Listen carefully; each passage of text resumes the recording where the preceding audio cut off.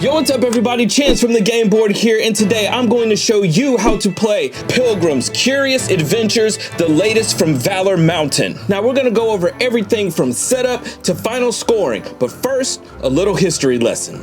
Now, Pilgrims Curious Adventures is based on Amanita Design's 2019 indie adventure game Pilgrims. Rather than following a linear story, the original game encouraged players to explore a whimsical fairy tale world, recruit unusual companions, collect strange items, and solve problems in multiple creative ways. This board game captures that same spirit. Over 4 rounds, you're going to travel the countryside, build your party, complete adventures, and ultimately become the Pilgrim with the greatest stories to tell around the campfire.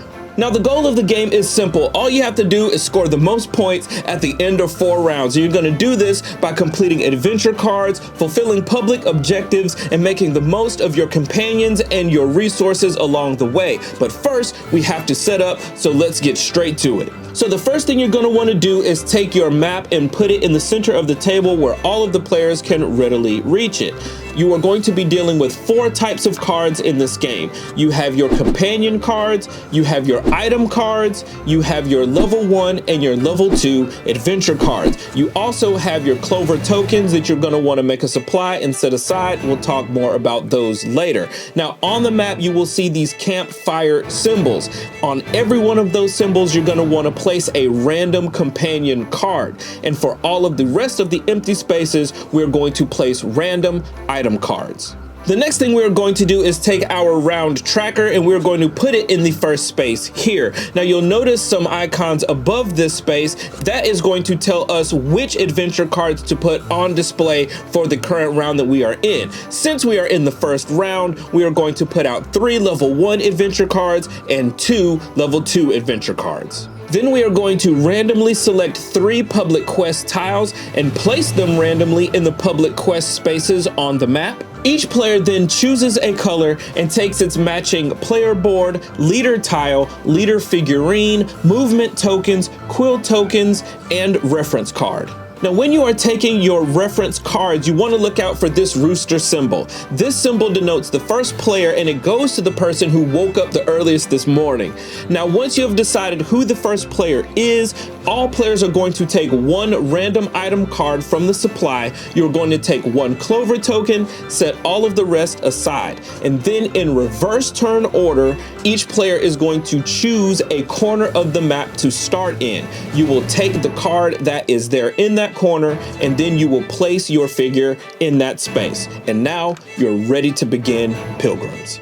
Now, as I said before, the game lasts 4 rounds, and in each round, every player will take 3 turns. Every turn has the same 4 phases. You're going to move, activate, adventure, and then replenish. After each player has taken 3 turns, the round is over, your movement tokens replenish, and then we will start a new round. Now, movement in Pilgrims is one of its most unique aspects. Instead of just counting spaces, you're going to take one of your movement tokens and place it on top of one of your movement abilities. Now, these abilities show different patterns, show you which directions you can and cannot move in. Now, you can rotate and flip these in any direction, but they also show you where you can and cannot stop. If there is a white rectangle on your way, you cannot stop there.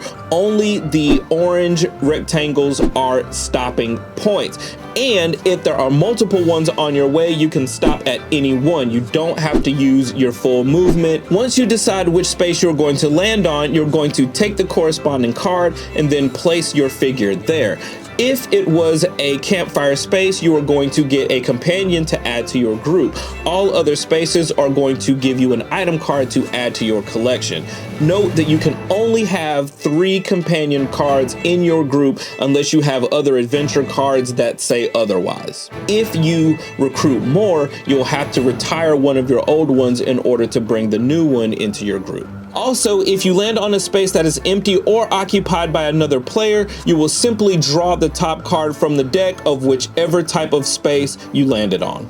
Now the next phase is activate. During this phase, we're going to be using the abilities of our leader or our companions, or we're going to be getting clover tokens for not activating anyone at all. Now you'll notice on all of your item cards that they have these symbols in this space here. Now these symbols are called activation symbols. You'll also notice that on your companions, they also have these symbols here, and all you have to do in order to activate your leader or your companion is take an item card from your supply that has a symbol that matches the leader or companion that you want to activate. Simply tuck it under. We're not getting rid of the card just yet, and then you can use its ability right away. Now these abilities let you get extra movement, extra cards, reserve adventures, get resources. They even let you manipulate the map. Now once you have some companions and some item cards built up into your supply, then you'll be ready to take on phase 3, which is adventures and public quests. Now remember that these are not hidden, so you'll be able to plan ahead and target which item cards that you would like and companion cards that you would like